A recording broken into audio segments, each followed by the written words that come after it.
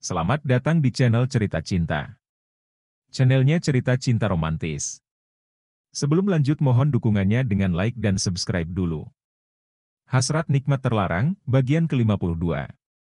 Gunjingan liar di tempat kerja. Noval melepaskan kerah Bobby secara kasar. Lalu menoleh kepada Elsa. Bagaimana, Bu Elsa? Apakah kita bawa saja mereka ke kantor polisi? Ampun. Jangan laporin kami, pinta Bobby. Baiklah, saya tidak akan melaporkan kalian. Tapi, berjanjilah untuk berhenti menjadi orang jahat, perintah Elsa yang air matanya sudah mengembun. Bobby mengangguk. Baik, Bu. Kalau begitu. Noval merogoh saku Bobby.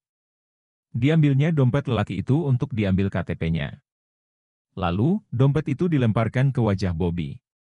Setelah itu, Noval mendekati Oka untuk melakukan hal yang sama yaitu mengambil KTP-nya Oka. Di KTP, status kalian masih lajang. Jadi, kalian mencoba mengelabui kami? Noval memperlihatkan dua KTP itu. Bobby dan Oka tidak bisa beralasan lagi. Sudahlah, lebih baik kita laporkan saja ke polisi, Bu Elsa. Agar orang yang menyuruh mereka juga tertangkap. Percuma saja. Orang yang menyuruh kami bisa saja membeli hukum agar bisa bebas, lalu balas dendam kepada Elsa, ucap Bobby seraya memandang Elsa. Dok. Jantung Elsa terasa berhenti berdebar seketika. Kakinya terasa lemas untuk berdiri, benar. Pak Sigit punya banyak uang dan bisa saja membeli hukum agar bisa bebas. Lalu, Pak Sigit bisa saja berbuat lebih jahat dari ini. Gumam Elsa dalam hati. Noval segera mendekati Elsa. Bu Elsa, apakah ibu baik-baik saja? Saya ingin pulang. Tapi, bagaimana dengan mereka?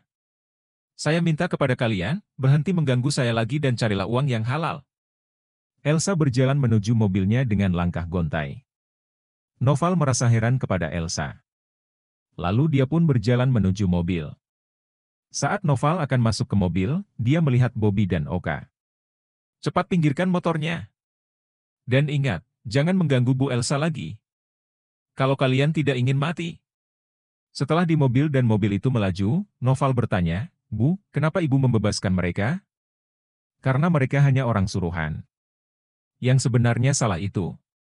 Siapa? Noval melihat Elsa lewat kaca spion. Lalu kembali melihat ke depan. Saya. Kenapa ibu? Elsa meneteskan air mata, karena aku, David menyelamatkan rumah tanggaku, hingga membuat Pak Sigit murka. Karena aku, David dan Pak Sigit berdebat. Noval, tolong jangan beritahu ini kepada siapapun. Termasuk David. Elsa mengalihkan pembicaraan. Noval mengernyit. Memangnya, kenapa, Bu? Elsa memejamkan mata sebentar seraya meneteskan air mata, karena aku tidak ingin hubungan David dan Pak Sigit semakin tegang dan renggang. David melihat dua KTP yang diberikan oleh Noval. KTP atas nama Bobby Sanjaya dan Oka Prakasa. Jadi, mereka mengganggu Elsa. David melihat Noval yang duduk di seberangnya. Iya, Tuan. Dan Elsa melarangmu memberitahu saya? Noval mengangguk. Bahkan kepada suaminya juga tidak boleh diberitahu, Tuan. Karena Bu Elsa tidak ingin membuat suaminya khawatir. David mengangguk. Baiklah. Kamu boleh bekerja lagi. Noval mengangguk dan melangkah pergi meninggalkan David sendiri, di salah satu rumah khusus untuk bertemunya David dan anak buahnya. David menekuri meja, kenapa kamu ingin merahasiakan kejadian yang sudah membahayakanmu, Elsa? Padahal, itu sangat penting. David mengusap wajahnya. Lalu bangkit dari duduk dan segera pergi meninggalkan rumah itu. Di perjalanan, pikiran David masih tertuju pada saat Noval menceritakan setiap kejadian yang Noval dan Elsa alami saat di jalan. David merasa khawatir, bila hidup Elsa menjadi tidak tenang bila terus mendapatkan kejadian yang tidak diinginkan. Meskipun, sudah ada Noval yang menjaga wanita itu, David merasa itu tidaklah cukup. Mobil yang dikemudi David sampai di depan garasi. Lalu David segera keluar dan menuju kamarnya. Di sana sudah ada Belina yang belum tidur dan sedang berbaring di ranjang. Belina memandang heran suaminya itu. Kamu dari mana? Belina memandang David yang akan menuju kamar mandi. Bukan urusanmu. David berjalan tanpa melihat Belina. Belina semakin penasaran dengan hal itu, apakah dia sudah merencanakan sesuatu lagi untukku? Gumamnya dalam hati.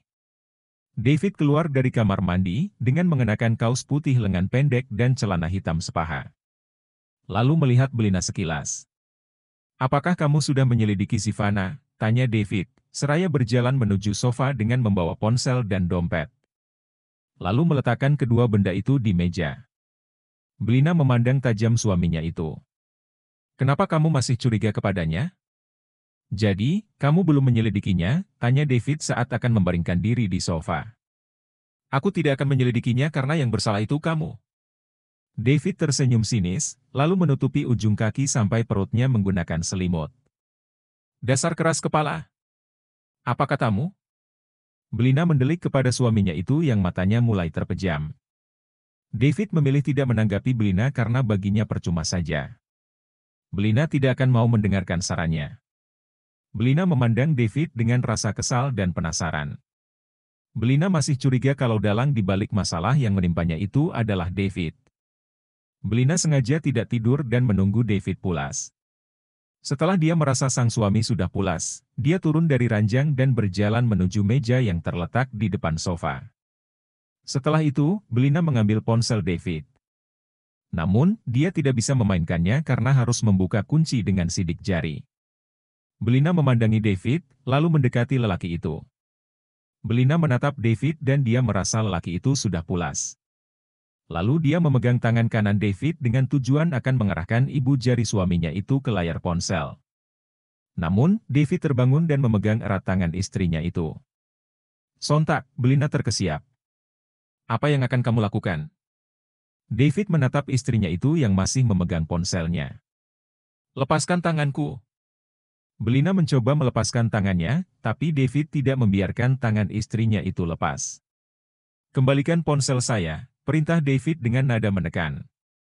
Sigap, Belina meletakkan ponsel itu di meja dengan kasar. Lalu menatap tajam suaminya itu. Sekarang, lepaskan tanganku. David bangkit dari tidurnya. Kini, dia duduk dan menatap tajam istrinya itu. Apakah kamu akan menyelidiki saya? Ya. Aku masih curiga kepadamu. Belina menatap tajam David. Dan kecurigaanku bertambah saat kamu melarangku melihat isi ponselmu. David tersenyum sinis. Jadi, kamu ingin melihat isi ponsel saya? Belina memalingkan muka. Bisa saja.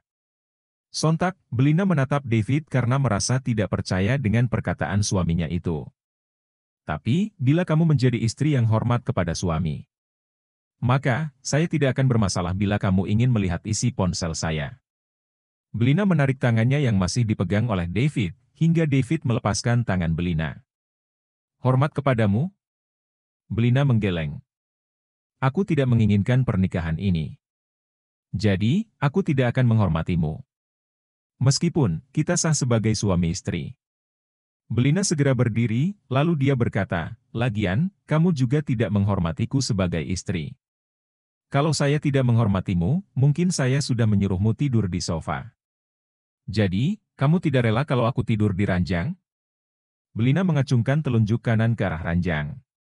David kembali berbaring dan menarik selimut hampir sedadanya. Ini sudah malam. Tidurlah dan jangan mengajak saya berdebat. Baik kalau begitu. Aku akan pindah ke kamar yang lain. Kalau perlu ke apartemenku. Belina berjalan menuju pintu kamar. Sigap, David bangkit, lalu mencegah istrinya. Kalau kita pisah kamar, nanti akan menjadi bahan gunjingan. Jadi, jangan menambah masalah, Belina, perintah David seraya memegang tangan kiri istrinya. Aku sudah terlanjur menjadi gunjingan orang lain. Jadi, aku tidak peduli. Belina, kapan kamu akan menggunakan akalmu untuk menghadapi masalah? Kalau kamu terus seperti ini, masalahnya tidak akan selesai. Tapi, semakin bertambah. Jadi, maksudmu aku tidak berakal? Tatapan Belina begitu tajam kepada David. Belina, papimu sangat marah atas apa yang pernah kamu lakukan dengan Edwin. Dan bila kamu memilih pisah kamar, nanti akan membuatnya semakin marah. Papi tidak akan tahu kalau kita pisah kamar, bila kamu tutup mulut. Belina menunjuk bibir David dengan telunjuk kanan. Lalu, bagaimana dengan para ART dan orang lainnya di rumah ini? Suruh mereka tutup mulut. Belina mencoba membuka kunci dengan tangan kanan dan akan membuka pintu. Namun, David mencegahnya dengan memegang tangan kanan istrinya. Tolong, jangan membuat masalahnya bertambah rumit. Jangan cegah aku. Saya minta maaf kalau perkataan saya menyakitkan. Tapi, tolong jangan pisah kamar. Saya tidak akan keberatan bila kamu tidur di ranjang. Bohong. Sungguh. Belina menggeleng. Aku akan pindah ke kamar sebelah. Jadi, jangan cegah aku. David memejamkan mata sebentar. Ingin rasanya dia bersikap keras kepada Belina karena wanita itu begitu keras kepala. Namun, bila dia bersikap keras, justru akan membuat masalahnya bertambah rumit. Oke. Kalau ini keinginanmu. Tapi, jangan salahkan saya bila nanti masalahmu bertambah rumit. David melepaskan tangan istrinya. Bukankah itu yang kamu inginkan? Belina mengernyit. Lalu melangkah pergi. David membuang napas kasar, bagaimana caranya agar dia menggunakan akalnya? Kenapa dia selalu menggunakan emosi ketika menghadapi masalah? Gumamnya. Elsa membuka mata. Pikirannya masih tertuju saat dia dan Noval diganggu oleh Bobby dan Oka di jalan. Elsa menatap Edwin yang tidur seraya mendekapnya, "Mas, aku ingin kita pergi dari kota ini. Aku ingin kita mulai kehidupan yang baru di kota lain agar tidak berurusan dengan orang-orang kaya itu. Sekaligus, aku ingin melupakan semua masalah yang menimpa kita di kota ini. Tapi, bagaimana nanti dengan karirmu, Mas? Kalau aku rela bila sementara waktu menjadi ibu rumah tangga. Sedangkan kamu, Mas? Apakah mungkin kamu bisa segera mendapatkan pekerjaan baru?" Gumamnya dalam hati. Mata Elsa mengembun, hingga meneteskan air mata. "Sigap," Elsa menyeka air matanya, "jangan menangis, Elsa. Nanti Mas Edwin mendengar isak tangismu. Jangan sampai nanti dia curiga dan akhirnya dia tahu kejadian saat di jalan." Gumam Elsa dalam hati. Elsa menarik napas dalam, lalu mengembuskannya perlahan. Elsa memaksakan bibirnya tersenyum agar hatinya sedikit lega. Lalu, dia memejamkan mata setelah berdoa. Belina kembali bekerja. Meskipun dia merasa malu, tapi dia memaksakan diri untuk tetap ke kantor karena memiliki pekerjaan yang tidak bisa diabaikannya. Saat memasuki kantor, orang-orang memandangnya sebentar seraya tersenyum, lalu mereka pura-pura sibuk dengan pekerjaannya. Setelah Belina menjauh dan masuk ke ruangannya, mereka saling menggunjing. "Apakah dia gak malu datang ke kantor?" tanya Rosi. "Kalau malu, gak mungkin ke sini. Tapi, ya, secara dia anaknya direktur utama. Pasti aman-aman saja," timpal Erin. "Gak nyangka ya, dia itu muda, cantik, tajir melintir, jabatan direktur, terus kelihatannya baik. Ternyata jadi selingkuhannya suami orang," ucap Tiffany. "Padahal kita semua tahu, suaminya itu ganteng dan sama-sama tajir melintir, tapi kenapa bisa gitu ya? Jadi selingkuhannya Pak Edwin. Yang sudah jelas cuma bawahan," kata Rosi. Kira-kira suaminya dan mertuanya masih nerima dia atau gak ya?" tanya Tiffany. "Kalau gak nerima, pasti akan ada kabar perceraian," tebak Erin. "Mungkin, lagi proses," tanya Rosi seraya melihat Erin dan Tiffany secara bergantian. "Gak tahu kalau itu," ucap Erin seraya mengangkat bahu. "Tapi, pasti keluarganya malu banget kali ya?" "Ya, pastilah," ucap Rosi dan Tiffany secara bersamaan. Setelah itu, mereka kembali ke meja kerjanya. Belina memilih menyibukkan diri dengan pekerjaan. Meskipun, dia merasa kalau karyawan dan karyawati lainnya sedang menggunjingnya. Sampai waktu makan siang tiba, Belina masih memilih berada di ruangannya. Belina pun membeli makanan lewat aplikasi. Waktu terus berjalan, hingga jam kantor usai. Belina bersiap pulang. Belina segera meninggalkan ruangannya dengan langkah cepat. Karena dia tidak ingin berlama-lama di sana. Saat dia berjalan, dia melihat Edwin masih sibuk dengan pekerjaannya. Hal itu membuat langkahnya terhenti. Belina memandang lelaki itu dengan rasa yang sedih. Sedih karena dia berpikir, Edwin pun menjadi gunjingan seperti dirinya, dan sedih karena tidak dapat kembali menjalin kasih dengan lelaki itu. Belina segera memalingkan muka, lalu melanjutkan langkahnya menuju tempat parkir. Setelah sampai sana, Belina mencari kunci mobil di tas, tapi tidak ada. Belina menyadari kalau kunci mobil tertinggal di ruang kerjanya. Akhirnya, dia kembali ke ruang kerja dengan perasaan kesal. Namun, langkahnya terhenti saat dia mendengar beberapa karyawati yang sedang membicarakannya. Tadi saya lihat Bu Belina ngelihatin Pak Edwin. Terus, dia berjalan lagi, ucap Kinan. Terus, Pak Edwinnya ngelihatin balik gak? Tanya Rosi begitu penasaran. Pak Edwinnya sibuk sama kerjaan. Sepertinya gak tahu, jawab Kinan seraya menggeleng. Sepertinya dia kangen sama Pak Edwin, karena gak bertemu beberapa hari, tebak Erin. Ih, kangen, kok, sama suami orang. Iya, emang saya akui Pak Edwin ganteng, tapi rasanya dia seperti gak punya malu ya. Rosi tertawa kecil. Secara, kan Pak Edwin sudah pengalaman, jadi kangen disodok nikmat oleh Pak Edwin kali, timpal Lumika. Kalau punya malu, mana mungkin dia jadi selingkuhannya suami orang dan mabuk saat resepsi? Bahkan, dia gak hanya malu-maluin dirinya dan Pak Edwin, tapi juga keluarga besarnya dan keluarga suaminya, ucap Kinan. Padahal, ya, pasti di luar sana banyak yang mau sama dia. Tapi, kenapa harus sama suami orang ya? Tanya Rosi. Mungkin Pak Edwin membuatnya nyaman kali, tebak Erin. Kayaknya lebih dari nyaman juga tuh, tapi nikmat banget, timpal Sri. Nyaman sih nyaman. Tapi, kalau sama suami orang yang ada malah nyakitin perasaan istrinya Pak Edwin, ucap Kinan. Iya. Kira-kira perasaan istrinya Pak Edwin gimana ya? Pasti sakit banget tahu suami selingkuh. Mana selingkuhannya lebih segala-galanya lagi, kata Rosi. Segala-galanya tapi gak punya malu, ya, percuma saja. Mendingan saya. Meskipun gak secantik dan gak sekaya dia, tapi saya gak sudi jadi selingkuhannya suami orang, ucap Kinan dengan rasa bangga. Mendingan kita-kita ya. Daripada dia yang terlihat baik, ternyata tukang nyakitin istri orang. Rosi tertawa, lalu diikuti oleh Erin dan Kinan juga Sri serta Lumika. Belina yang berdiri di balik dinding, berjalan ke kanan untuk mendekati mereka, hingga mereka terkesiap dan melebarkan mata. Belina yang telinga dan hatinya merasa panas, memandang mereka begitu tajam. Kalian berada di sini itu untuk bekerja. Bukan untuk menggunjing orang lain. Memangnya, kalian itu suci. Kalian juga sama punya dosa. Maaf, Bu. Maksud ibu apa ya? Tanya Kinan dengan perasaan yang cukup takut. Kamu pikir, saya tidak mendengar gunjingan kalian tadi? Mungkin, ibu salah dengar, ucap Rosi yang menunduk dan merasa takut kepada Belina. Diam kamu. Saya sudah dengar gunjingan kalian.